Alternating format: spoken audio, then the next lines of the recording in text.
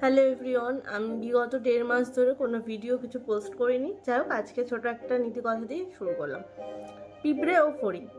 গ্রীষ্মের উষ্ণ দিনে একটি পিঁপড়ে খাবার জোগাড় করছিল এবং সে সারাদিন ধরে ছোট ছোট শস্য দানা জোগাড় করছিল এবং শীতের জন্য সংগ্রহ করছিল। তো পাশেই একটা ফড়িং ছিল, তো সে সারাদিন নিচে গিয়ে আরাম করে কাটিয়ে দিচ্ছে এবং সে পিঁপড়েকে দেখে ঠাট্টা করে বলতে লাগলো, এত কষ্ট কেন করছো, আরাম করো।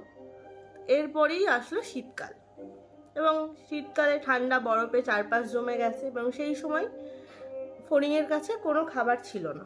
তো সে ঠান্ডায় কাঁপতে কাঁপতে পিঁপড়ের দরজায় গিয়ে দাঁড়ালো এবং সেখানে দাঁড়িয়ে এসে দেখলো পিঁপড়ের ঘরে প্রচুর খাদ্য সংরক্ষণ করা আছে এবং তখন সে পিঁপড়ের কাছে তার সেদিনের ঠাট্টার জন্য ক্ষমা চাইলো। তো চাওয়ার ফলে পিঁপড়ে তাকে দয়া করে কিছুটা শস্য দানা দিল। তো এর থেকে আমরা বুঝতে পারি যে আজকের পরিশ্রম করলে আগামীর ফল ভালো দেয়, তো অলসতা করলে ভবিষ্যৎ নষ্ট হবে এবং কষ্ট পেতে হবে। Bye bye.